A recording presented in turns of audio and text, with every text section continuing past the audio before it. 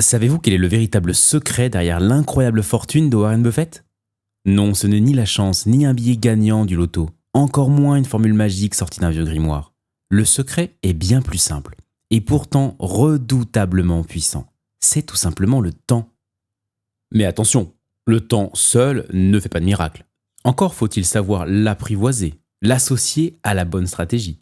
Et cette stratégie, paradoxalement, consiste à ne rien faire.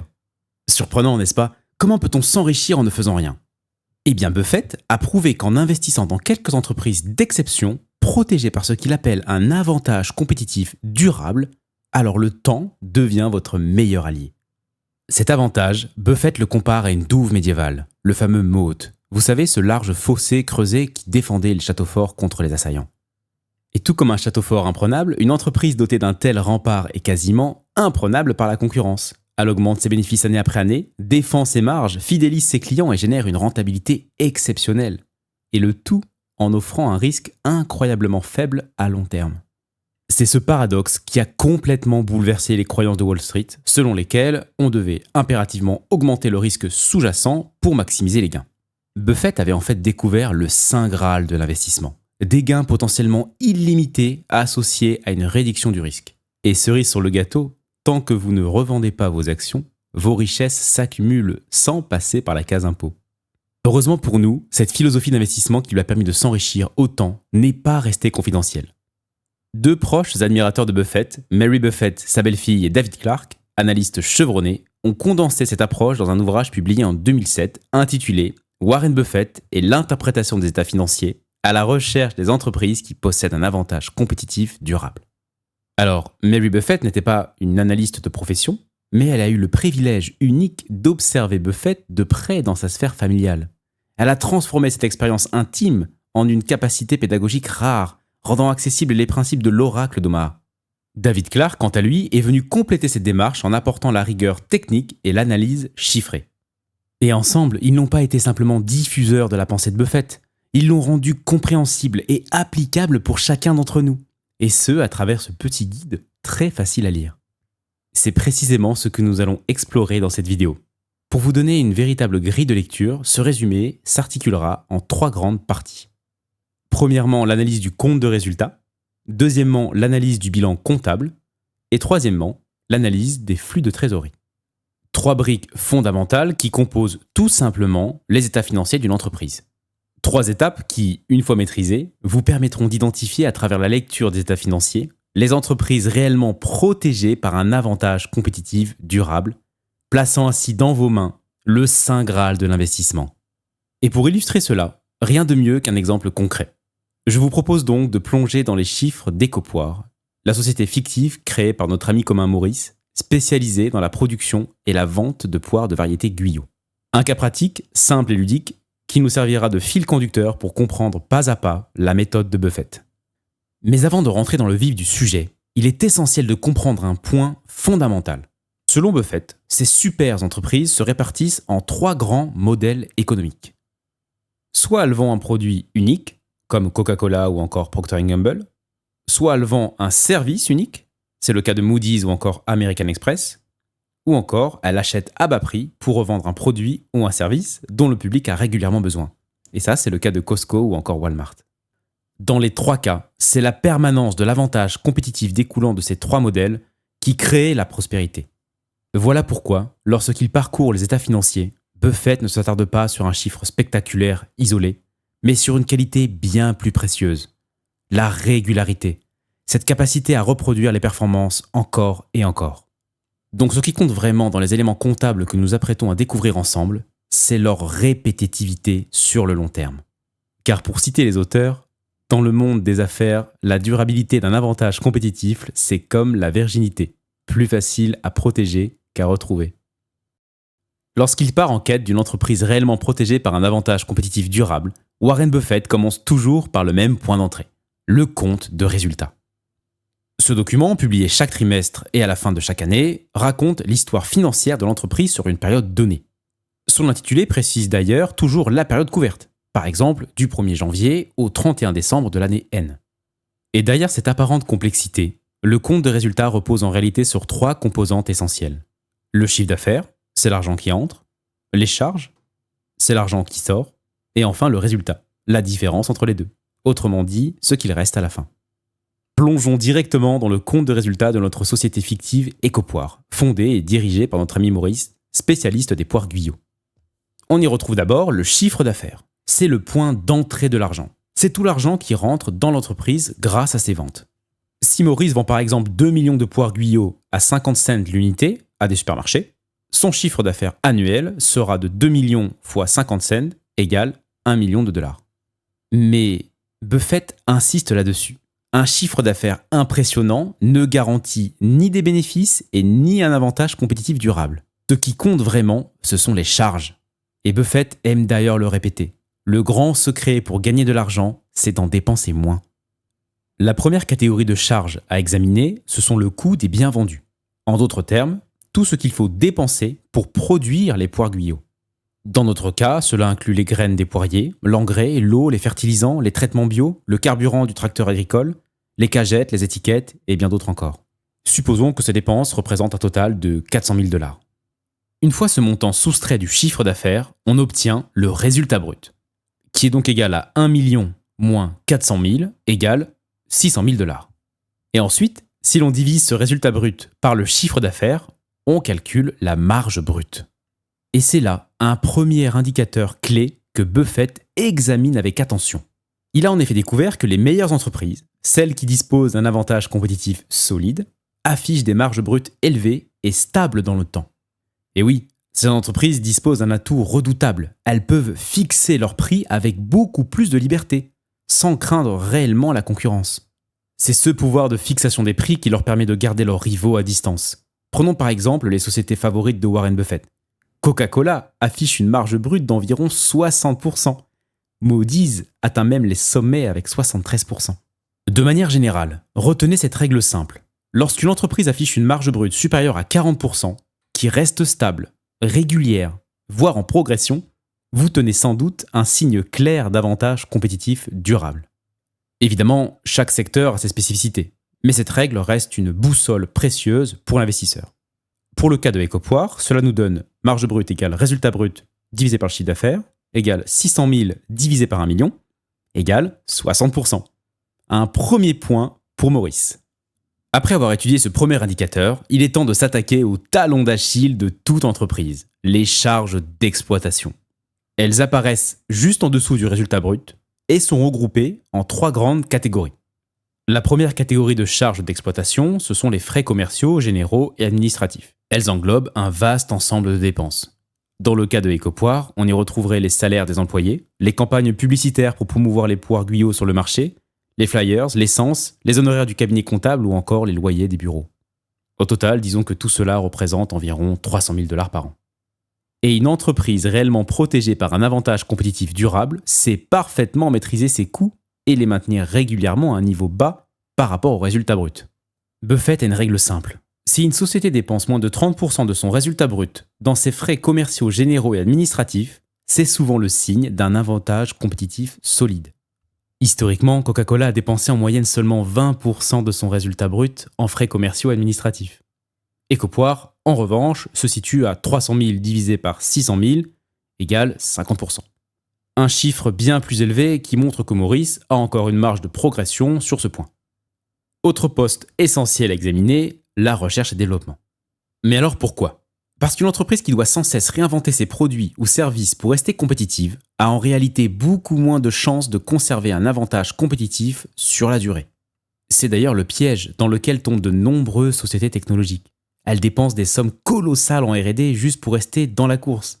Mais cette course permanente finit souvent par les épuiser. Buffett, lui, préfère rester loin de ce genre de stress.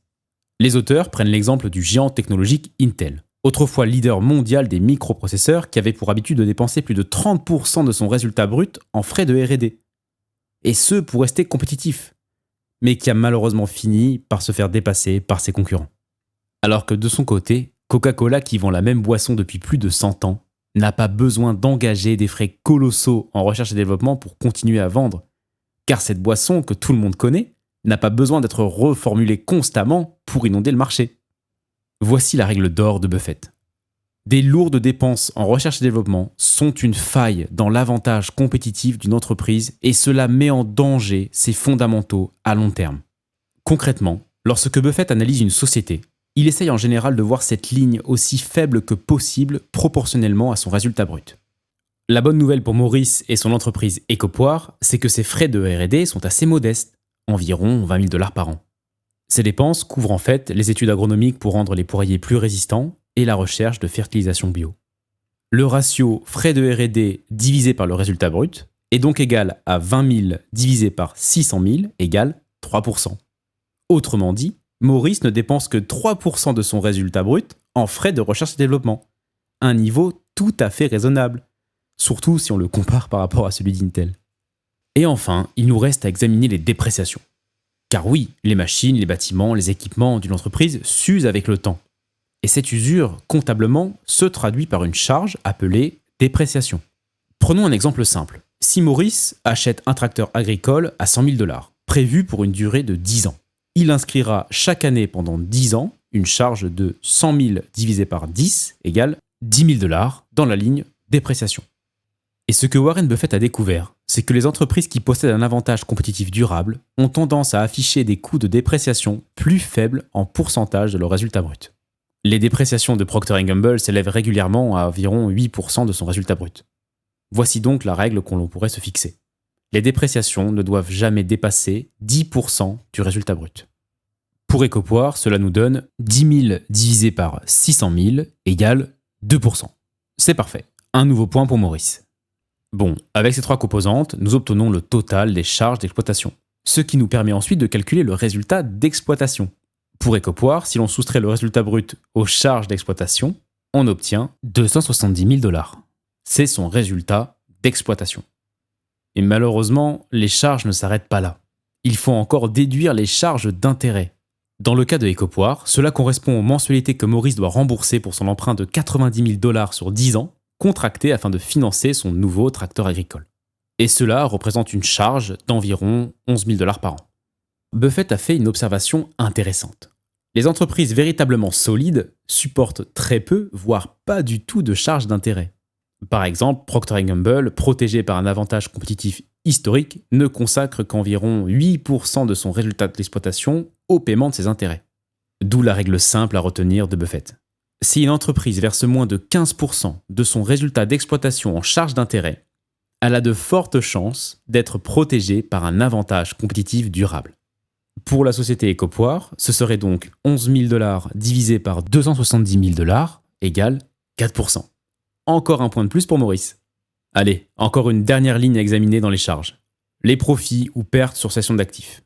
Concrètement, lorsqu'une entreprise vend un terrain, une machine, un bâtiment, le gain ou la perte générée est inscrit à cet endroit.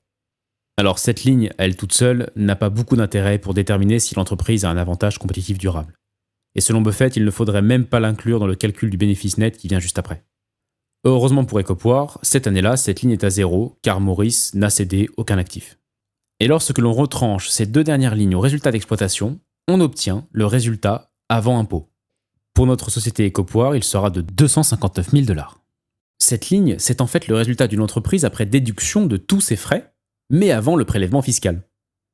Et c'est aussi le chiffre que Warren Buffett utilise quand il calcule le rendement qu'il obtiendra en achetant la totalité d'une entreprise ou en prenant un intéressement partiel dans les sociétés dont il achète les titres en bourse. Et enfin, si l'on soustrait les impôts courants et différés payés sur ce résultat, on obtient le résultat net. Si Ecopoir doit payer 40% d'impôts, son résultat net sera de 155 400 $. Le premier réflexe de Warren Buffett est de regarder si le résultat net affiche une progression historique positive. Le résultat net sur une seule année est sans valeur, car ce qui intéresse vraiment Buffett, encore une fois, c'est la régularité de la permanence et si la tendance à long terme est positive.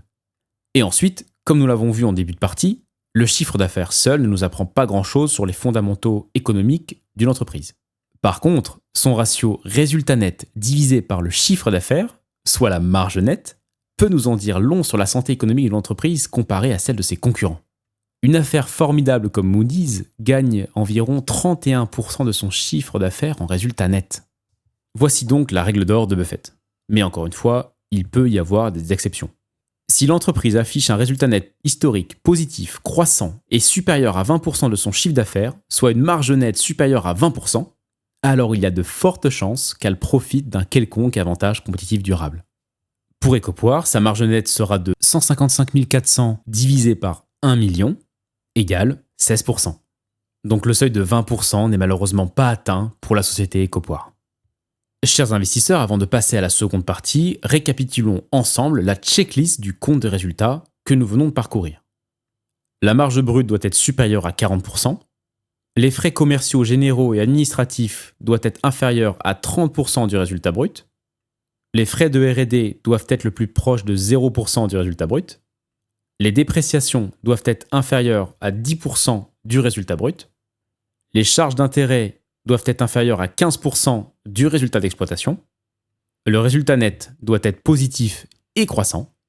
Et enfin, la marge nette doit être supérieure à 20%. Voilà donc comment Buffett lit un compte de résultats. Non pas comme une suite de chiffres abstraits, mais comme une checklist, lui permettant de détecter les réels avantages compétitifs durables d'une entreprise. Après avoir étudié le compte de résultats, Warren Buffett s'attaque au bilan comptable. Et là, première différence importante. Contrairement au compte de résultats qui couvre une période donnée, le bilan comptable est valable à une date précise. C'est une photographie à l'instant T de la situation financière de l'entreprise. Un bilan comptable répond en réalité à deux grandes questions fondamentales. Qu'est-ce que l'entreprise possède ? Ce sont les actifs. Et comment tout cela est financé ? Ce sont les passifs et les capitaux propres. Les actifs, c'est en fait la valeur de l'entreprise. Autrement dit, son patrimoine. Dans le bilan de Ecopoir, on y retrouverait par exemple la trésorerie, donc l'argent en banque, dans les caisses, etc., les stocks de poires, les factures clients à encaisser, les machines agricoles comme le tracteur, la ramasseuse, etc., le verger, ou encore les investissements à plus long terme de Maurice.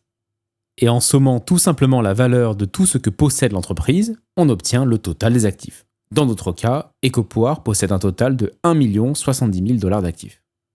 Notez également que les actifs sont énumérés par ordre de liquidité, c'est-à-dire selon la rapidité avec laquelle ils peuvent être convertis en cash. Alors attention, dans un bilan à la française, les actifs sont classés du moins liquide vers le plus liquide. Et aux États-Unis, et même dans la plupart des normes anglo-saxonnes, c'est l'inverse. Les actifs sont classés par ordre de liquidité décroissante, donc du plus liquide au moins liquide. Donc pour retenir de manière très simple, les actifs, c'est ce que possède l'entreprise, et tout ce qui est censé lui rapporter de l'argent à l'avenir. Et parallèlement, les passifs, c'est tout ce que l'entreprise doit. C'est l'autre face du patrimoine.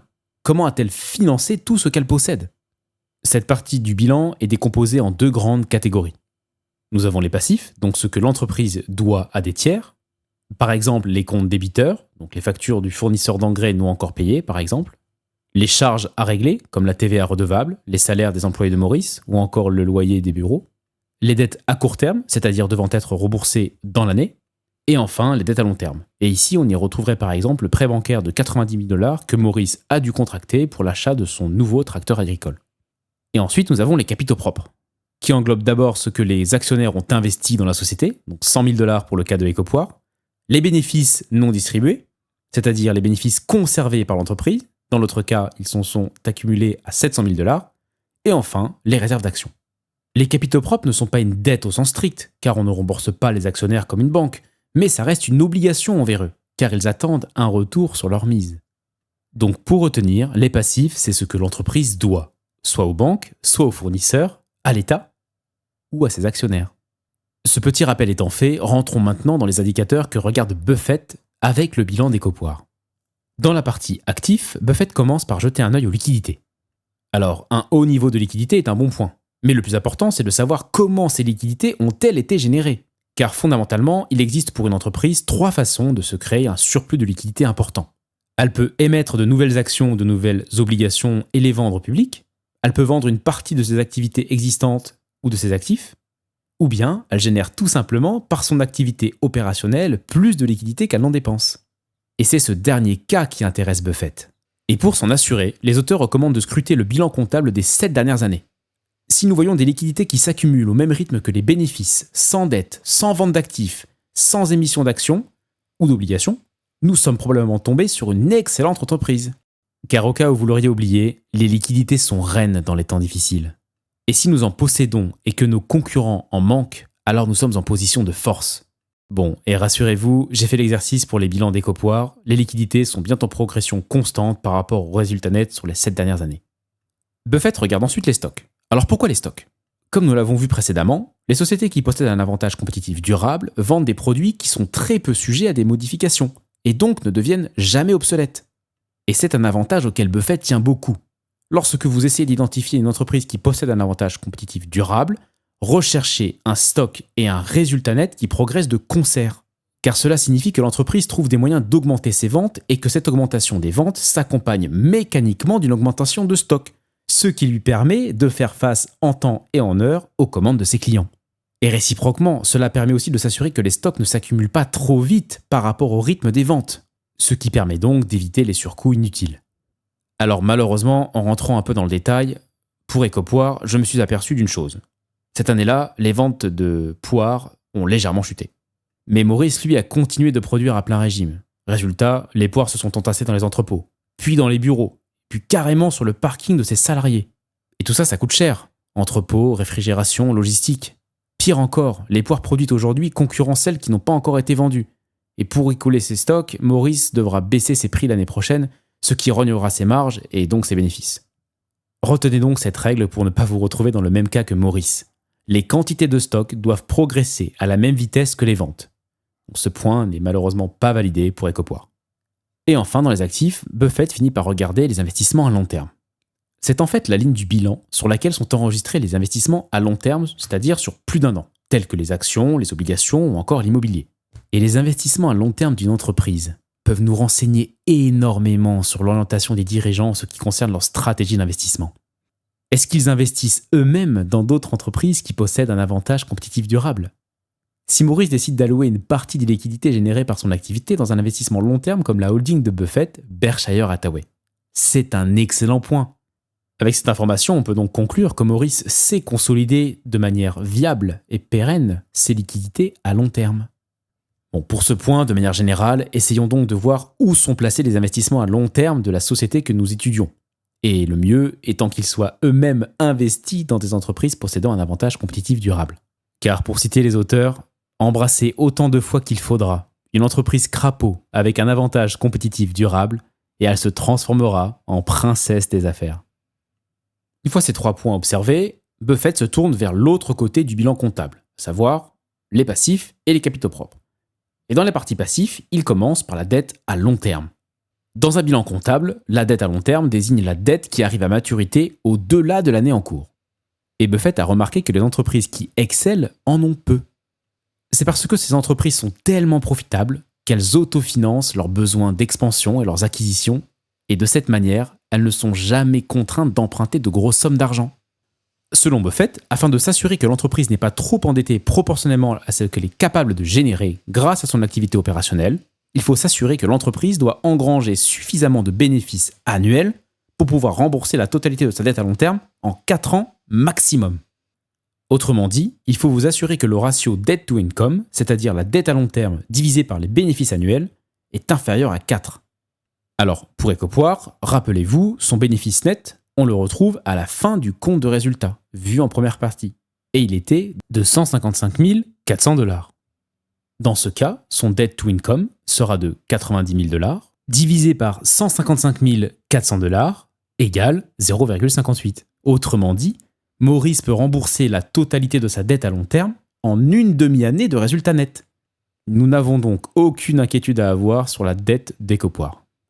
Après ce premier point contrôlé, Buffett s'attaque aux capitaux propres, en commençant par les bénéfices non distribués. Lorsqu'une entreprise génère un bénéfice net, celui-ci peut être soit distribué en dividendes aux actionnaires, soit être utilisé pour racheter ses propres actions, soit tout simplement être conservé pour soutenir la croissance de l'entreprise. Et lorsque les bénéfices sont conservés par l'entreprise, ils sont ajoutés à la ligne du bilan comptable intitulée « Bénéfices non distribués ». Et de tous les chiffres présentés dans le bilan comptable, qui peuvent nous aider à déterminer si l'entreprise possède ou non un avantage compétitif durable, c'est de loin le plus important selon Buffett. Il est très important, dans le sens où si l'entreprise ajoute année après année des bénéfices non distribués à son bilan, sa valeur intrinsèque augmente, et nous nous enrichissons donc en tant qu'actionnaires.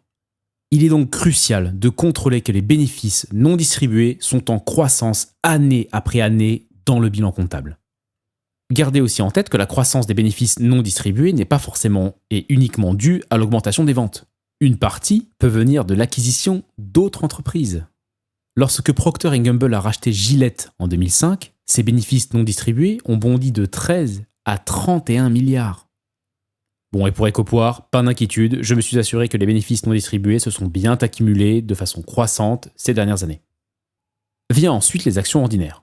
Nous l'avons vu précédemment, les entreprises qui possèdent un avantage compétitif durable, grâce à leurs excellents fondamentaux, ont tendance à jouir d'une grande quantité de liquidités qu'elles peuvent utiliser pour racheter leurs propres actions.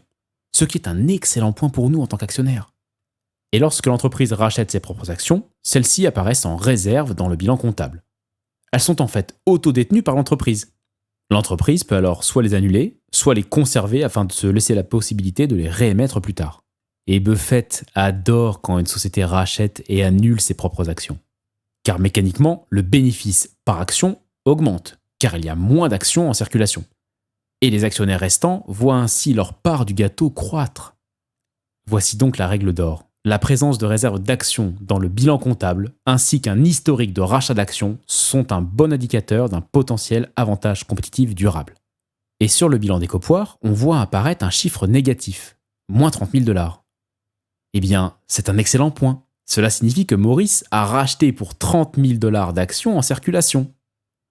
Après avoir examiné les capitaux propres, Buffett revient au total des passifs. Le total des passifs nous permet surtout de faire le ratio total des passifs divisé par le total des capitaux propres. Buffett aime le voir le plus faible possible afin de s'assurer que l'entreprise a plus de capitaux propres que de passifs. Le problème avec ce ratio, c'est que parfois, les fondamentaux d'une entreprise possédant un avantage compétitif durable sont si exceptionnels qu'elle n'a pas besoin d'une grande quantité de capitaux propres ou de bénéfices non distribués dans son bilan comptable pour faire face à ses obligations. Grâce à sa capacité bénéficiaire, elle va souvent utiliser les capitaux propres ou ses bénéfices non distribués pour racheter ses propres actions, ce qui réduit sa capitalisation et augmente donc mécaniquement son ratio dette sur capitaux propres. Et parfois, ce ratio peut même ressembler à celui d'une entreprise médiocre qui ne possède pas d'avantage compétitif. Ce qu'il faut donc faire, c'est de bien penser à ajouter aux capitaux propres la valeur de toutes les actions que l'entreprise a rachetées.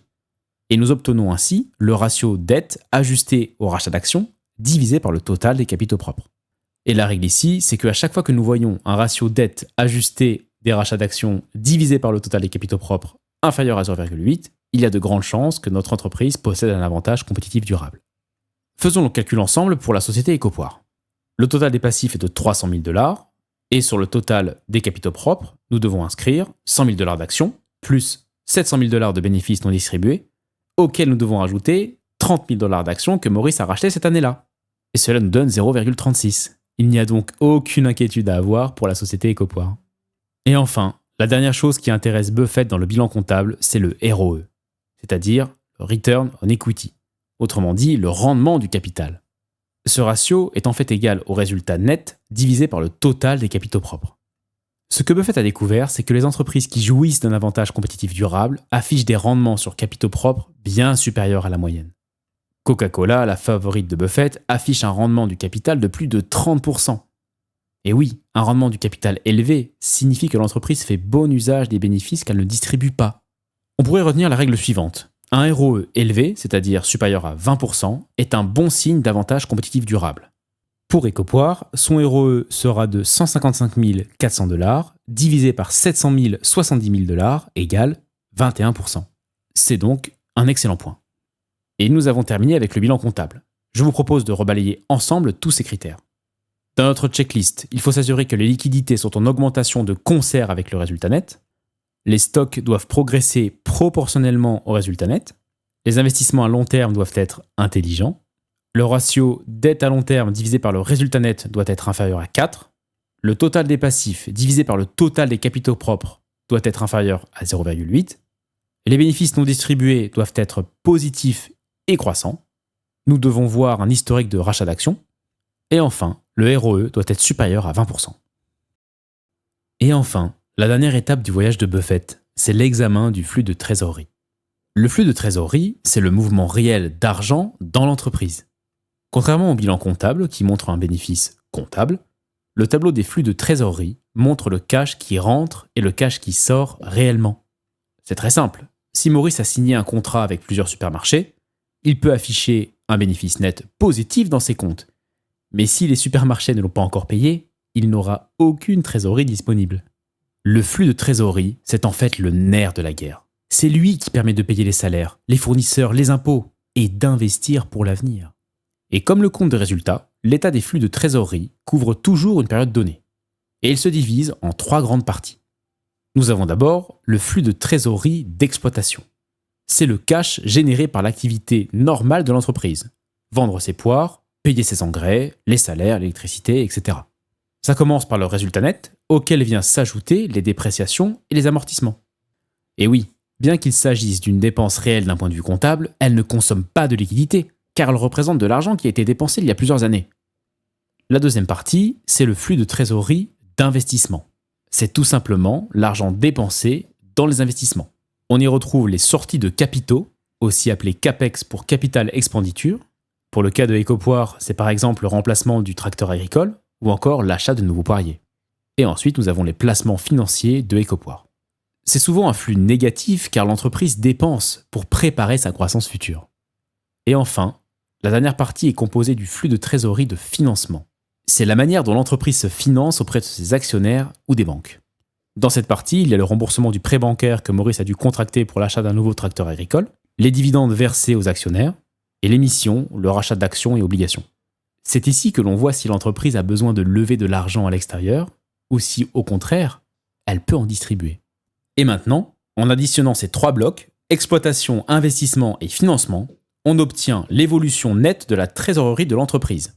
Bon, tout ça c'est bien beau, mais que regarde Buffett à l'intérieur? D'abord, il observe les sorties de capitaux. Lorsque Maurice achète un nouveau tracteur ou agrandit son verger en plantant de nouveaux poiriers, c'est une dépense d'investissement. Mais Buffett a remarqué que les entreprises dotées d'un avantage compétitif durable consacrent sur le long terme une très petite part de leurs bénéfices à ces dépenses de capital. Par exemple, Coca-Cola, l'une des entreprises encore une fois préférées de Warren Buffett, n'a utilisé historiquement qu'environ 19% de son bénéfice net en investissement de capital. Et Buffett a une règle simple. Si une société consacre moins de 50% de son bénéfice net à ses dépenses de capital, alors elle a probablement un avantage compétitif durable. Regardez Ecopoire. Maurice a investi un total de $100 000 pour acheter un nouveau tracteur et $10 000 pour agrandir le verger, ce qui fait un total de $110 000 de sortie de capitaux. Alors que son bénéfice net n'était que de $155 400. Son ratio est donc de 110 000 divisé par 155 400 égale 71%. Un chiffre un peu au-dessus du seuil critique. Mais bon, en théorie, Maurice ne rachètera pas un nouveau tracteur tous les ans. Pour être parfaitement rigoureux, il faudrait contrôler ce point sur l'état des flux de trésorerie des années précédentes et s'assurer que ce ratio est bien en dessous des 50%. Et finalement, ce que Warren Buffett aime également regarder dans l'état des flux de trésorerie, encore une fois, c'est un historique de rachat d'actions. Il faut donc voir cette ligne négative historiquement dans l'état des flux de trésorerie. Et je vous rassure, c'est bien le cas pour Ecopoire. Chers investisseurs, vous voilà désormais avec une véritable boîte à outils en or, vous permettant de dénicher des entreprises ayant un fort avantage compétitif durable. Gardez tout de même bien à l'esprit que les ratios que nous avons étudiés ensemble ne sont pas des règles gravées dans le marbre. Elles doivent toujours être replacées dans le contexte de chaque entreprise et dépendent beaucoup de l'industrie dans laquelle elles évoluent. Mais elles constituent un formidable point d'entrée pour analyser en profondeur la solidité et l'avantage compétitif d'une société. Et pour aller plus loin, je vous encourage vivement à lire ce petit livre dans son intégralité. C'est un ouvrage qui m'a personnellement beaucoup aidé dans mes choix d'investissement. Comme vous pouvez vous en douter, certaines parties ont été volontairement omises par souci de synthèse, notamment comment Buffett valorise une entreprise qui a un avantage compétitif durable via la méthode de l'action-obligation. Donc, si vous souhaitez soutenir la chaîne et en même temps enrichir votre propre arsenal d'investisseurs, je vous mets le lien en description. Procurez-vous votre exemplaire et construisez-vous aussi votre propre boîte à outils. Enfin, si cette vidéo vous a plu, n'hésitez pas à liker, à la partager pour aider vos proches à progresser en investissement et bien sûr à vous abonner à la chaîne Page et Liberté. Ensemble, nous continuerons à explorer les méthodes et la pensée des plus grands investisseurs. Je vous dis à très bientôt pour un nouvel épisode sur la chaîne Page et Liberté.